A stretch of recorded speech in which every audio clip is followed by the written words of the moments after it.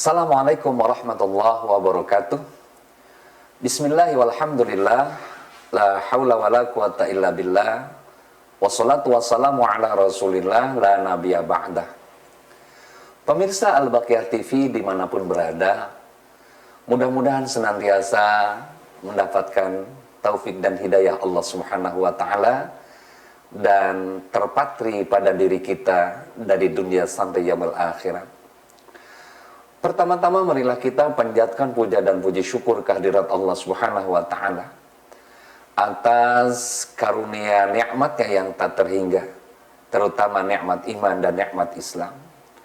Salawat beserta salamnya tidak lupa kita limpahkan keharibaan junjungan kita Nabi besar Muhammad SAW beserta sahabat, keluarga dan umatnya sampai akhir zaman.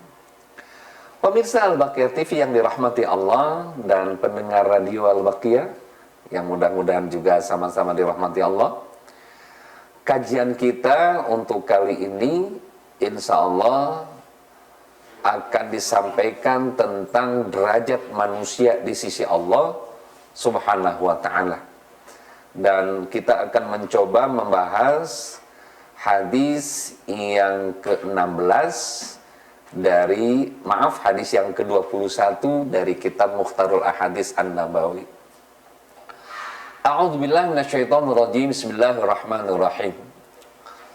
Qala Nabi sallallahu alaihi wasallam, ittaqil maharima takun a'badan nas warda bima qasamallahu laka takun aghnan nas wa ahsin ila jarika takun mu'minan wa ahibba linasi ma tuhibbu li nafsik takun musliman wa la tuksirid dhahika fa inna kasratad dhahiki tumitul qalba. Rawahul Imamu Ahmad an Abi Hurairah radhiyallahu anhu. Baginda yang mulia Rasulullah Muhammad sallallahu alaihi wasallam bersabda, ittaqil maharima, jauhilah sifat-sifat yang dilarang oleh Allah. Tinggalkan segala apapun bentuk yang dilarang oleh Allah. Takun a'badan nas, maka engkau akan mendapat derajat manusia yang selalu taat kepada Allah. Warda bima qasamallahu laka takun agnan nas. Yang kedua, ridho menerima keputusan Allah. Takun agnan nas, engkau akan menjadi manusia yang paling kaya di muka bumi. Wa ahsin ila jarika, dan berbuat baik kalian dengan tetanggamu. Takun mukminan, engkau menjadikan mukmin yang sejati. Wa ahibba linasi ma tuhibbu li nafsik takun musliman, dan saling mencintai sesama manusia, engkau menjadi muslim yang sejati. Wala tuksirid dhahik, dan jangan tertawa terbahak-bahak. Fa inna kasratad dhahiki tumitul qalba, karena tertawa yang terbahak-bahak akan mematikan hati, memberhentikan detak jantung. Rawahul Ahmad, hadis ini diriwayatkan oleh Imam Ahmad yang bersandar dari Abu Hurairah, semoga Allah meridhai mereka, amin. Pemirsa Al-Baqiyah TV dan pendengar radio Al-Baqiyah dimanapun berada, alhamdulillah kita sudah mendengar sedikit banyak tentang derajat manusia di sisi Allah yang disampaikan oleh Rasulullah SAW. Kalau bahasa mudahnya, derajat itu bahasa orang kampung itu puntun, ya, puntun. Jadi kalau kita punya tugas dari guru, kan suka ke depan tuh Mas Ujian, suka dipuntun. Nah itu derajat namanya. Maka kita mari mencari derajat di sisi Allah. Jadi puntun di sisi Allah. Nah, puntun yang paling besar kan 10 angkanya. Kemudian 9, 8, 7, 6, 5 dan seterusnya. Tapi mungkin menurut pandangan kita, apalagi yang berbicara nih Kang Uza, kayak nggak mungkin dapat punten 7 ke atas kayaknya depan Allah nih. Nah, tapi kita berusaha. Yang pertama kata Rasul, ittaqil maharima. Kita berusaha bagaimana menjauhi apa yang dilarang oleh Allah. Kita tinggalkan apa yang dilarang oleh Allah. Baik yang dilarangnya skala kecil maupun besar. Maka kita akan menjadi manusia yang selalu taat kepada Allah. Jadi untuk menggapai nilai ketaatan kepada Allah, syaratnya diantaranya tadi, berusaha menjauhi yang dilarang oleh Allah. Kenapa Kang Uza sampaikan skala kecil maupun besar? Soalnya begini, ada kisah yang menarik pemirsa. Ada orang yang ahli ibadah, sholatnya rajin, zakatnya rajin, puasa rajin, haji mundar-mandir ke Mekah. Pokoknya ahli surga. Tiba-tiba beliau melangkahkan ke pintu surga, dijaga oleh malaikat surga. Sebentar, Anda belum aku masukkan ke surga, karena ada satu yang belum diselesaikan oleh Anda. Apa itu? Coba Anda berpikir. Pada hari ini, tanggal sekian, jam sekian, Anda mau sholat ke masjid, kebetulan Anda di perjalanan, ngambil pelepah pohon kelapa punya orang yang, tengah-tengahnya itu, yang kerasnya itu untuk tusuk gigi. Tuh. Nah kalau bahasa Turkinya itu ya untuk tusuk gigi yang lidih dari daun kelapa tadi ya. Sementara dia ambil dari daun kelapa itu punya orang lain tanpa izin sama yang punya kebun kelapa. Dia ambil untuk mengeluarkan sisa makanan yang terselip pada giginya sambil beliau berjalan ke masjid. Subhanallah.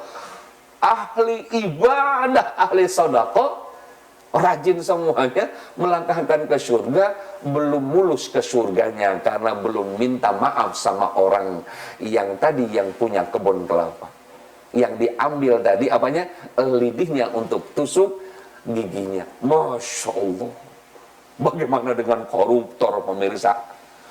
Bagaimana yang maling duit miliaran punya rakyat, dia mesti salaman dengan orang dari Sabang sampai Merauke. Allahu Akbar. Tuh kita lihat.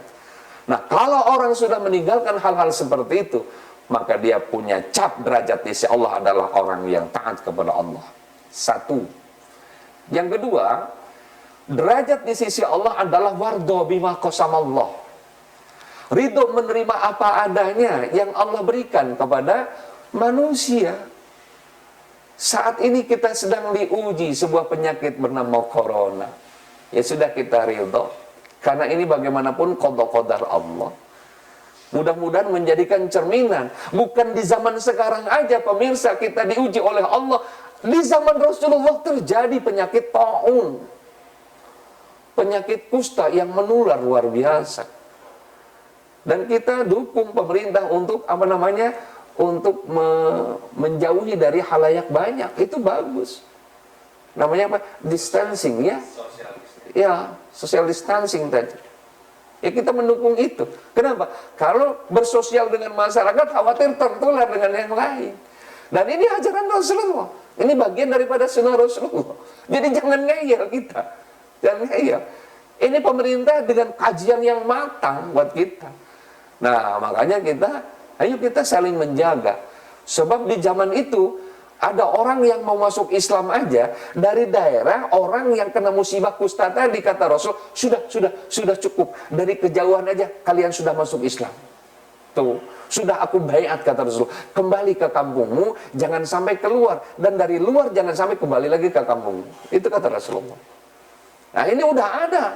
Jadi yang dirumahkan itu zaman Rasulullah udah ada. Ini salah satu daripada teori untuk memutus mata rantai virus.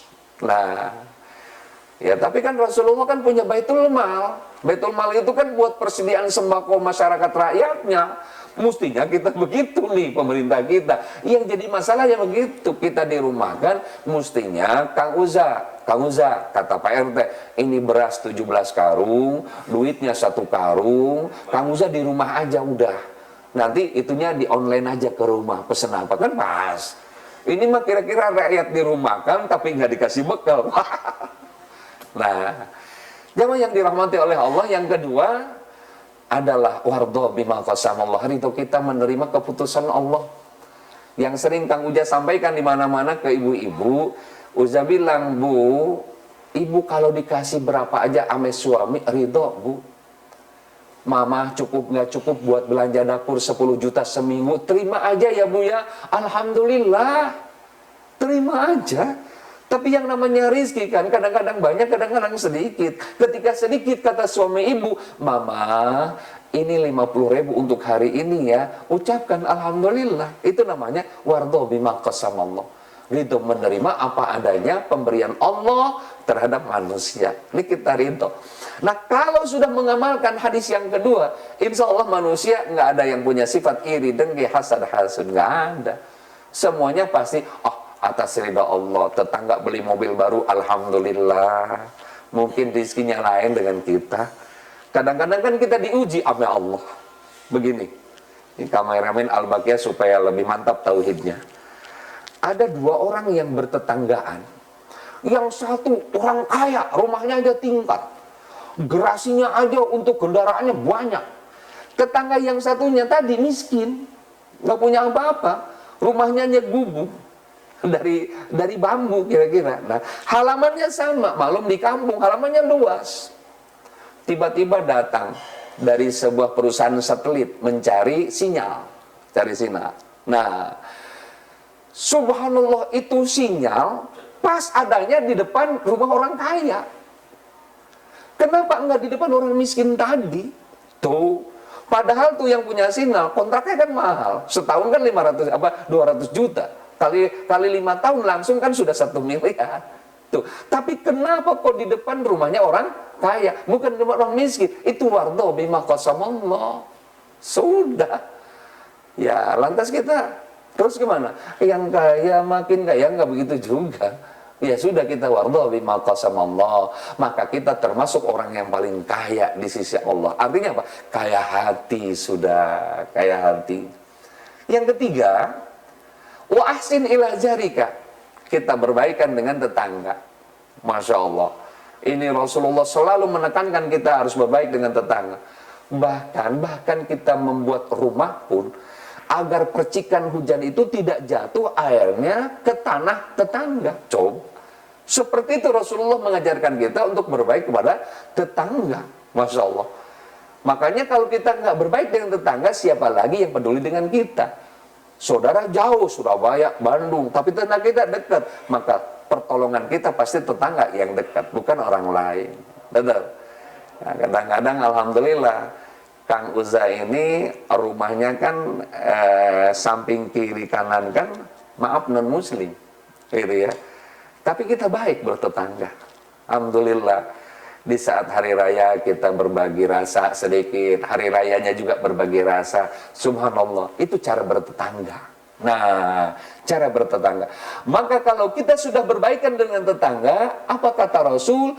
Takun musliman, engkau berarti menjadi muslim yang sejati.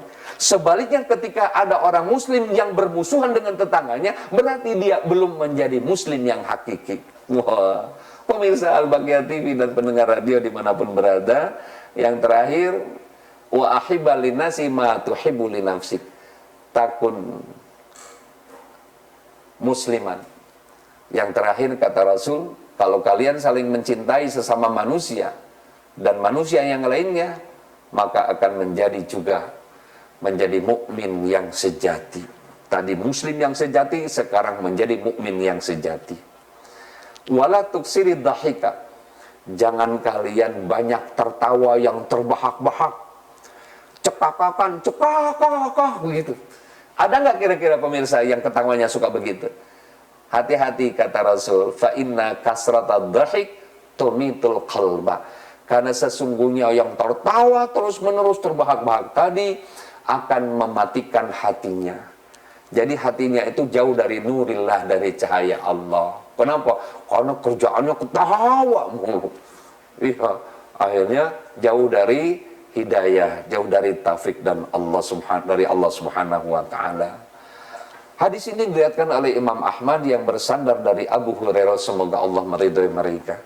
Pemirsa Al-Baqiyah TV dan pendengar radio dimanapun berada, mudah-mudahan kajian hadis kita pada sore hari ini tentang derajat di sisi Allah bermanfaat buat kita semua. Terima kasih atas perhatiannya. Kurang lebih mohon maaf. Hadanallahu wa iyyakum ajma'in. Wallahul muwafiq ila aqwamit thoriq. Assalamualaikum warahmatullahi wabarakatuh.